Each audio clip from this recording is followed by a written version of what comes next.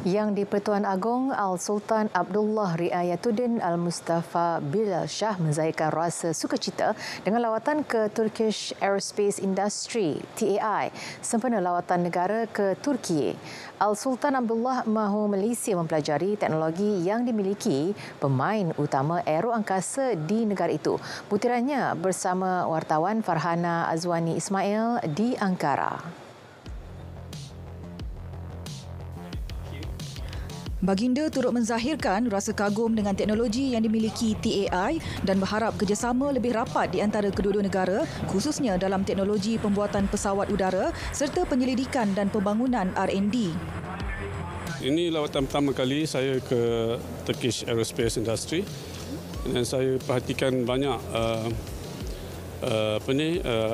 aircraft dia dan juga R&D dia begitu kagum lah.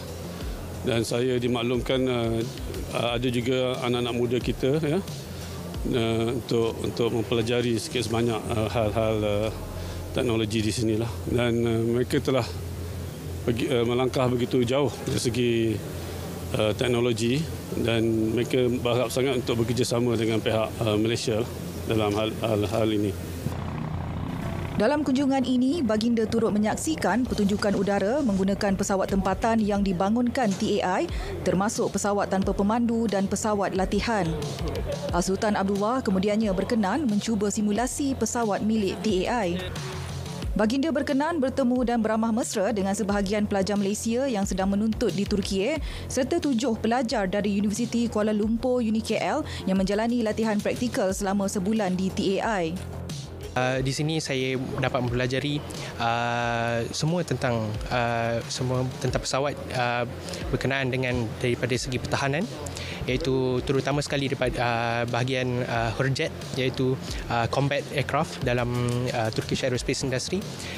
Kita mempelajari daripada segi development, daripada permulaan, iaitu daripada design, daripada zero sampai ke final assembly line. Saya juga dapat contribute dalam salah satu kapal terbang nama Hurkush di TAI ini, dan alhamdulillah saya dapat banyak information dan saya akan cuba sedaya saya untuk mengembangkan information ini di Malaysia juga. Kita orang buat something software yang kita belajar sistem dalam software. Contoh saya EGI system yang sangat penting untuk GPS, untuk Hurjet sistem, macam mana dia berfungsi. TAI merupakan firma pertahanan dan aero angkasa terbesar di Turki yang menumpukan kepada pembangunan produk tulen. Syarikat ini menyasarkan untuk menjadi satu daripada 10 firma terbesar dunia dalam industri menjelang 2028. TAI juga sebelum ini berminat untuk bekerjasama dan membangunkan industri aeroangkasa Malaysia dengan membawa kepakaran pengeluaran produk tulen OEM ke Malaysia. Mereka merancang untuk mewujudkan sebuah kilang pengeluaran produk-produk aeroangkasa seperti jet, helikopter dan kenderaan udara tanpa pemandu di Malaysia dalam tempoh setahun dan menjadikannya sebagai pangkalan untuk rantau Asia Pasifik. Dan bagi merangka kerjasama erat dengan syarikat-syarikat Malaysia, TAI juga telah membuka sebuah pejabat di Cyberjaya akhir tahun bagi menyokong industri aeroangkasa Malaysia. Farhana Azwani Ismail, Ankara, RTM. Yang di-Pertuan Agong Al-Sultan Abdullah Riayatuddin Al-Mustafa Bilal Shah menerima menghadap Naib Presiden Turki Fuat Oktay di Hotel JW Marriott Ankara sempena lawatan negara baginda ke Turki. Datuk Pengelola Bijaya Diraja Istana Negara, Datuk Seri Ahmad Fadil Syamsuddin, dalam satu kenyataan menjelaskan sesi tersebut diadakan susulan sesi menghadap baginda bersama Presiden Turki Recep Tayyip Erdogan dalam Majlis Sambutan Negara Selasa lalu. Dalam sesi ini, beberapa isu dibincangkan, khususnya menyentuh hubungan dua hala.